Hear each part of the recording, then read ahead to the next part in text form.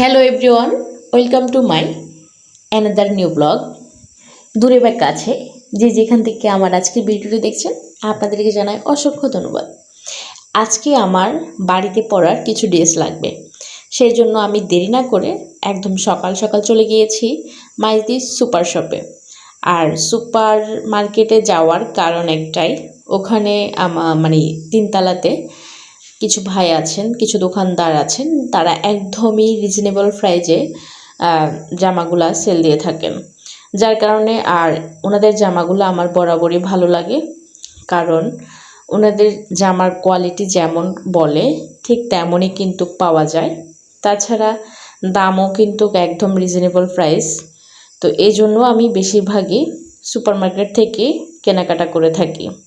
আর যেহেতু বাড়িতে পরার জন্য আমরা বেশিরভাগই সুতি জামা কিনে থাকি। তো আপনারা যারা আমার মতো এরকম সুতি ড্রেস পরতে পছন্দ করেন তারা কিন্তু চলে যেতে পারেন সুপার শপে অথবা মসজিদ মার্কেটের দ্বিতীয় তলায়।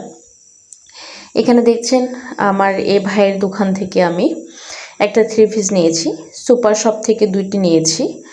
তো এই থ্রি পিসগুলা আমার কিন্তু অনেক বেশি পছন্দ হয়েছে।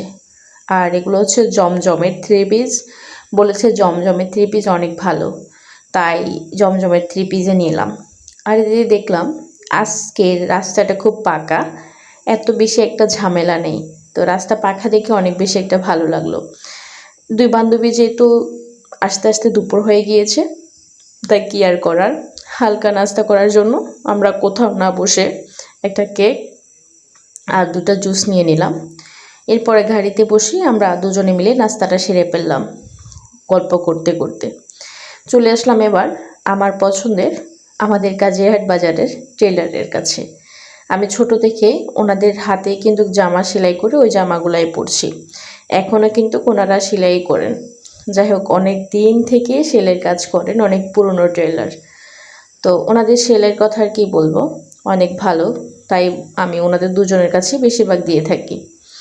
আর এদিকে দেখেন ফাইনালি আমার জামার লুক। এই যে জামাটা আমাকে কেমন লাগছে আর জামাটা কি আমাকে মানাইছে কিনা সেটা কিন্তু অবশ্যই বলবেন। এটা কিন্তু বলতে কোনোভাবেই বলবেন না। তো এদিকে জামা পরে একটু দুষ্টামি করে আস্তে আস্তে দেখলাম যে রাস্তায় একদম বৃষ্টি পোটা পোটা পড়তেছে। আর বৃষ্টির কথা বৃষ্টি পড়তেছে এটা দেখে কোনোভাবেই তো আর একদম চুপচাপ করে মেয়েরা কোনোভাবেই বসে থাকতে পারে না। ওই যে মেয়েরা বলে না, একজন আমাকে কমেন্ট করে বলল যে আপনি এত ঢং করেন কেন। তো ভাইয়া আমি আপনাকে বলতে চাই, মেয়েরাই তো ঢং করবে, ঢং তো আর ছেলেরা করবে না, তাই না? তাই একটু ঢং বরাবরই একটু বেশি ঢং করি, ঢং করতে পছন্দ করে। এই যে আমার পছন্দের জামাটি পরে চলে আসলাম আমি জমিতে কাজ করার জন্য। তো আজকের ভিডিওটা এখান পর্যন্তই ছিল। সবাই ভালো থাকবেন, সুস্থ থাকবেন, এবং আমার ভিডিওটি আপনাদের কাছে কেমন লাগে অবশ্যই বলবেন। আল্লাহ হাফেজ।